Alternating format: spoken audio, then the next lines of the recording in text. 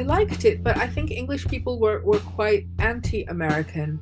I heard so many, apropos of nothing, people telling me how annoying Americans are and how stupid Americans are. And, I know a lot of stupid Americans, but I also know a lot of stupid British people. And I found it, frustrating.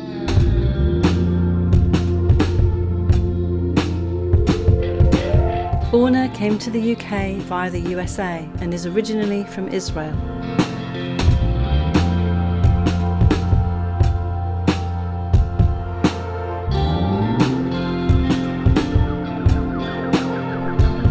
This is Writer's Mosaic, What We Leave We Carry, the series that tells the true life stories of migration to the UK.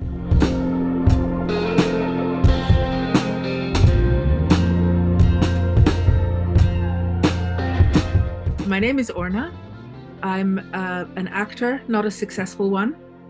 I'm a bereaved mother. I lost my 21-year-old son 4 years ago. I have 2 other children. I'm involved in things in the community. I volunteer. I'm just trying to enjoy life. That's it. I translated a play recently with my mother from Hebrew to English. It was tremendous fun. It was a really brilliant play that I'm hoping to do in London. We're performing it in Manchester in November. The play is called Oh God by the author Anat Gov. It's about a psychologist. I play the psychologist who gets a surprise client, and the client, it turns out, is God, and God is depressed.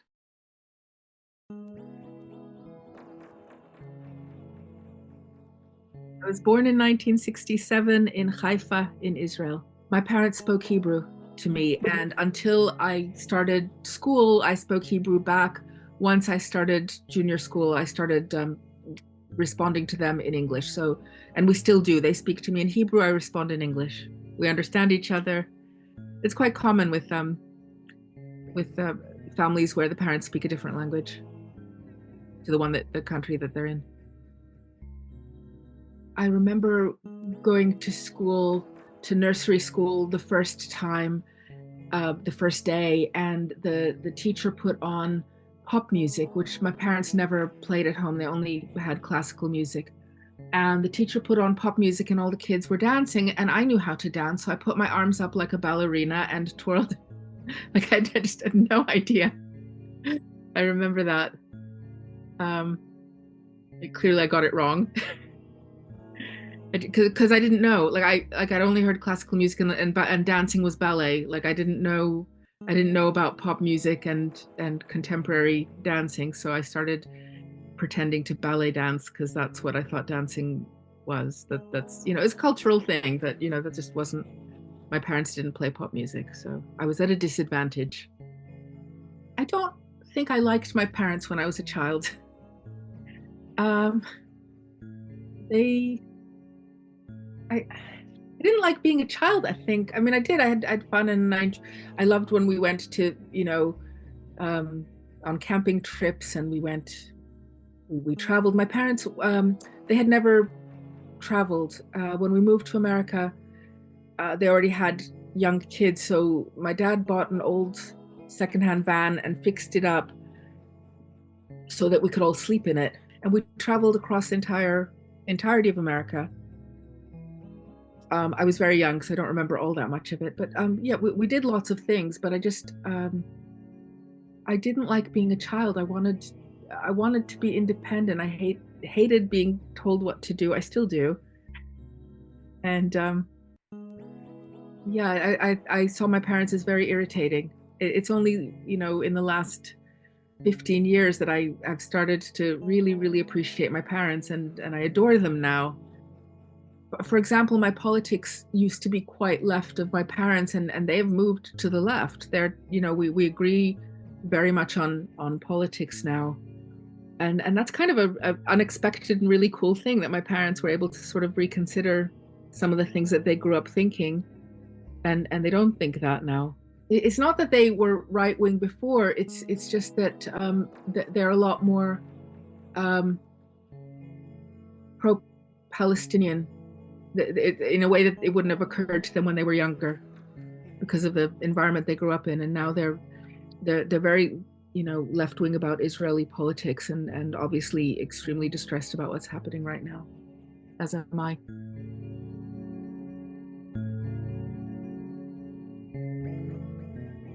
My grandmother moved to Israel after World War II. She had lost most of her family. Most of them were killed in the concentration camps.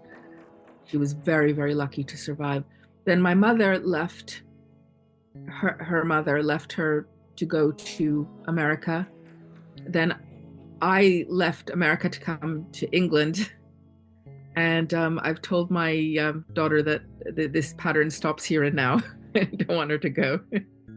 She's talking about Australia. And she may very well go, but I hope she doesn't.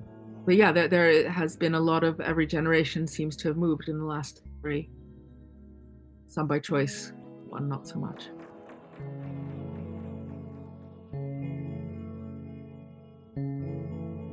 During Trump's first presidency, my parents were talking about going back to Israel. Suddenly Israel seemed like a good choice. But given what's going on now, I don't know if they how seriously they considered it. They were very uncomfortable during his last presidency, and they're even more uncomfortable during this Trump presidency, as am I.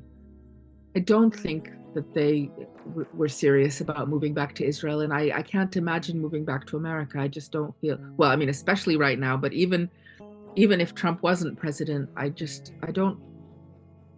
like visiting America.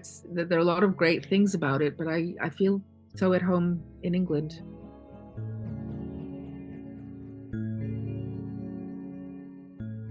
I feel home in England because I've lived here longer than I lived in the States. And for one thing, I've made just lovely friends where I am, but also I've lived in different countries like Italy and France and America and Israel, and I've people from each one of those places has weirdly moved to Greater London.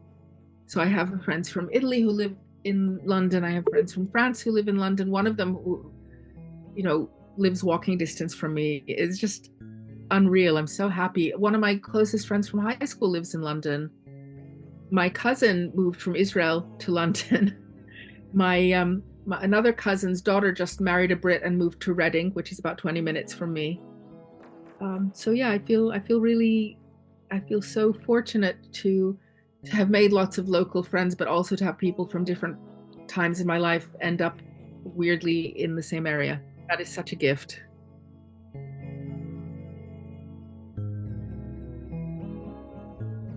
So I don't live in London. I live in leafy Surrey. And what I like about it is that you can get a train and be in London and spend the day going to museums and theater and seeing friends and going to restaurants and then come home to a house that I would never be able to afford if it was closer into London. Because I live in the suburbs, I can afford to have a little bit more space and a garden and go for walks in woodlands and fields and beautiful parks, but I can still get into London and come back for a day trip, and that's ideal for me.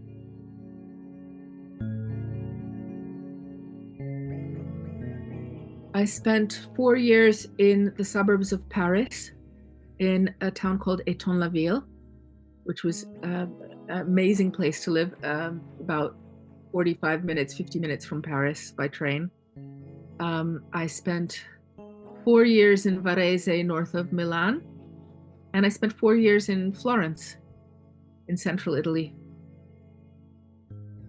I also did, I spent sort of 6 months here, 6 months there, living in Israel when my grandmother was alive, and I spent 6 months at Tel Aviv University as a, exchange program.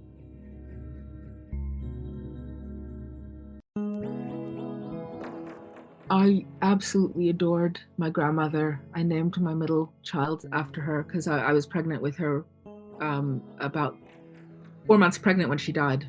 So I gave her the name of my grandmother. My grandmother had a really difficult childhood. Her mother died when she was, I think, 6. She survived the Holocaust, but her last, her last words was how sad she was that she didn't have a mother. That tells you how much it hurt her. She used to tell me how she'd see her friends be met by their moms and see how happy their moms were to see them. And she didn't have that. And it hurt her. It hurt her so deeply that she didn't have someone who was pleased to see her, someone who loved her and cared about her. I think she had a hard time. And then she met her husband, my grandfather. He came from a, relatively well-off family, and things were going really, really great. And then World War II started. And her husband told her, to accompany him. He was going to go up north to see if there was, what the options were if they were to go north away from the fighting. So she came there, and as the train started to pull away, he grabbed her. She wasn't preparing that. She left everything.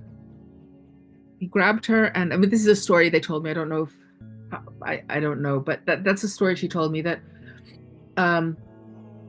he grabbed her, and surprised they were going up north, and that's why they survived.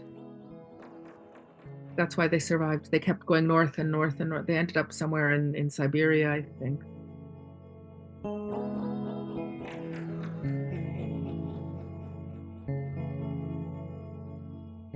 I don't think I brought all that much. I brought clothes. I brought a bunch of guitars. Yeah, no, I don't think I brought much. I had a 12 string and an electric guitar. And that's what I brought with me. I think I had a 6 string as well. I'd written songs and performed in New York, and eventually started some bands when I was in London and also in Italy.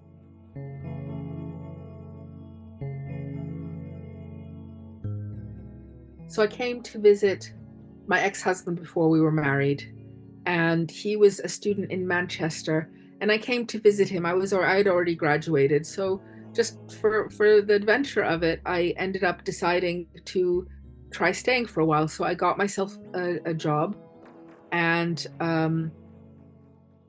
I joined a band in Manchester with some very nice Mancunians, and it was really exciting. I went to rehearsals. I lived in a student house with a bunch of interesting people, and so I spent 6 months, and then I left, and then I came back.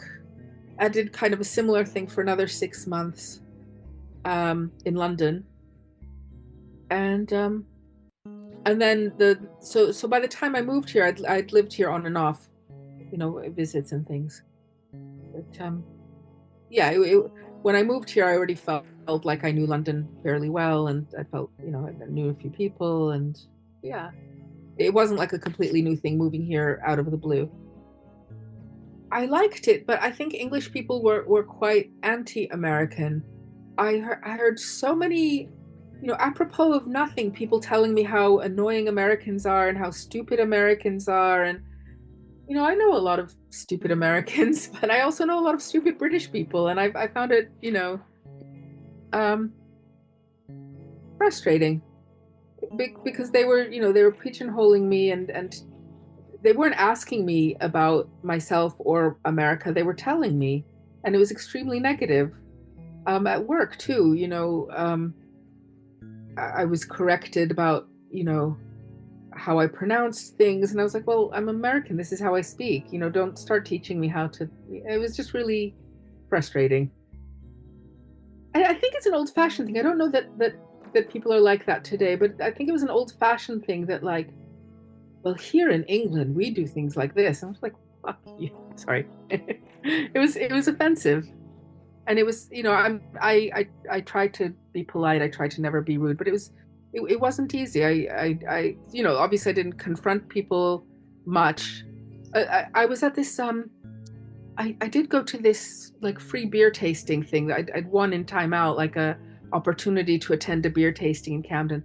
And this guy who was at the same table as me started telling me about, English person, telling me about colonialism. white, white British guy lecturing me about America and colonialism. And I had to say to him, excuse me, if we're going to talk about colonialism, I think England also has something to do with that. And he started saying, your ancestors, with an accusatory pointer finger, your ancestors. I was like, dude, my ancestors were being persecuted by the Russians on some shtetl. They really had nothing to do with this.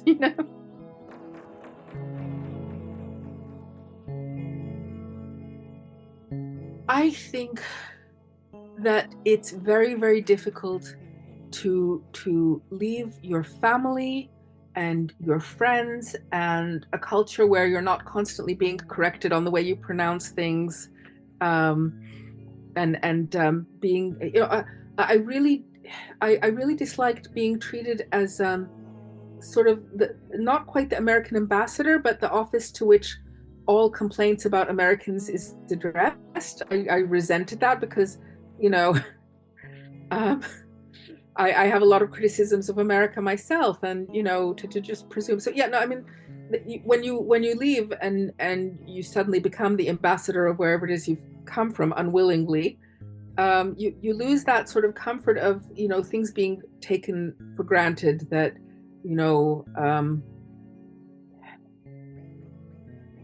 well, people not making those kind of assumptions about you. So yeah, I feel it now. I didn't feel it then. Then it felt like a great adventure, and I was very, very happy to move. But in retrospect, I feel a lot of loss around you know the fact that all the family get-togethers that I've missed and haven't been able to be part of, that I've all the events that my friends had that I couldn't be part of because I was here. I think it might have been interesting to stay in America. I have no idea what my life would have been like, but yeah, road not taken and all that. But um, yeah, I think it is a huge thing, and I think I only see it in retrospect. I didn't see it at the time. At the time, I was so delighted to have escaped. Um, I don't know. I think that I had put a lot of my, and this is about me, not about America. I think I'd put a lot of things that made me unhappy. I'd put the blame on that on America. And if only I could escape to Europe where everyone was cool and everything was great, and then everything would be wonderful. And I think that's very much the mindset of the 21-year-old that I was. And I think I've matured since then, and I don't quite see things that way anymore. I feel very happy here, and I have lots of friends. And also, when I was married, we moved every couple of years for my ex's career, and I feel so happy to have finally kind of put down roots and made friends and gotten involved in community, and I think that's a really lovely thing. It's wonderful to have the opportunity to live in different places and to travel, but it's equally lovely to put down roots and make friends who live locally, and get involved in things. That's been wonderful. So I think America's a wonderful place in many ways. Not under the current leadership, um, of course, but even if Trump wasn't in power, I don't believe I would want to move back. Apart from to help my parents, I feel very guilty that I'm not there to be with them. They're old and they don't have any family around, and I can come and help them if they need me. I can organize things over the phone, over the internet, but I feel very guilty that I'm not there. And as I was saying, I've only recently come to appreciate how amazing my parents are, and I feel very, very guilty that I'm not closer.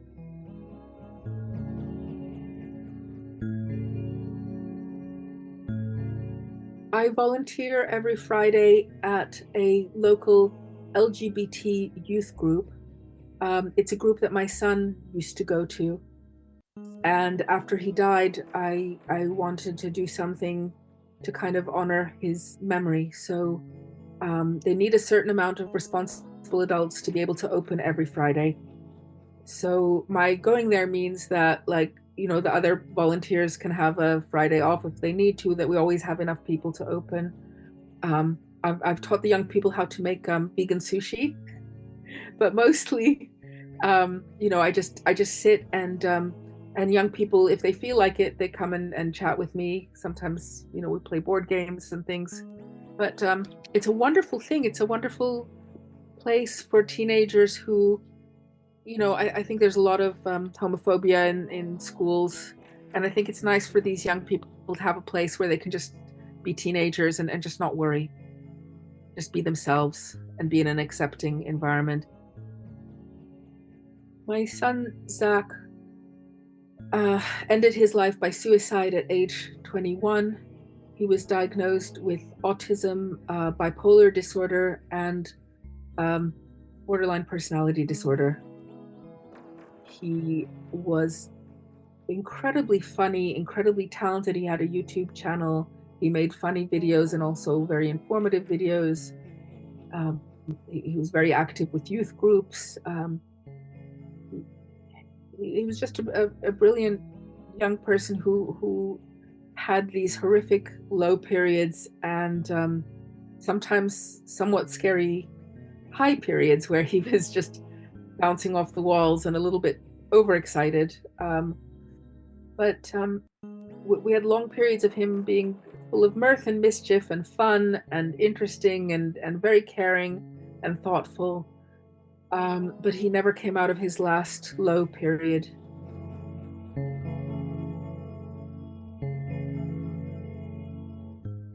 I have earrings that remind me of every place that I've lived. I remember where I bought them. I have a necklace that I bought in France that I still wear. I loved it when I saw it. I was going for a long walk, and in the next village there was like a little gift shop. And I saw it and I loved it. And it is sort of gray and black, sort of like buttons. It's neither fancy nor tremendously casual. It's kind of the thing you could wear every day, but there's something I just really love about that pair. I'm looking at it while I'm talking to you. It's hanging up in my room. Yeah, there's something. It always reminds me of living in France. I have a pair of American earrings. They weren't expensive. I think they were quite cheap, and I still have them. It was when I was living in New York and working as a waitress and working as an actress, going on tour around America, and I bought these cheap earrings in some shop in New York, and I still love them. I think they're beautiful. They're a lovely color, but it's just weird that I remember exactly where I bought the various earrings that I have, and it's kind of nice to remember that. I have a pair of earrings that I was with my grandmother, who I loved so much, and we were in some shopping mall, and I saw some beautiful earrings. They were a little bit expensive. They were silver with sort of light blue stones and sort of a teal green. I don't know if they're crystals. I don't know if they have any value. They don't look cheap. They look nice, and I still have them, and I still wear them, and I think about my grandmother, and I think about. But it's weird, like I would never remember a trip to the shopping mall for any other reason, but because my grandmother was so kind and bought me these beautiful, beautiful earrings, and I remember really struggling to choose because the artist who made the jeweler who made these earrings, they had so many, and they were so beautiful. And it took me forever to choose. And yeah, so I'll always remember that. The other thing that I have from my grandmother is her garlic press. I asked her if I could have it. It was her garlic press. I don't know if she ate garlic after that, but it's the best garlic press ever. I've had it for, I don't know, over 30 years, and it's so good. And I always think of her when I use it. She died 23 years ago, so I don't know. I feel bad that I took her garlic press. I did ask her, and she was the kind of grandmother who, like, if I asked her for the moon, she would give it to me. She was that kind of grandmother. But it was very kind of her to give it to me, and I use it very often, and I always think about her.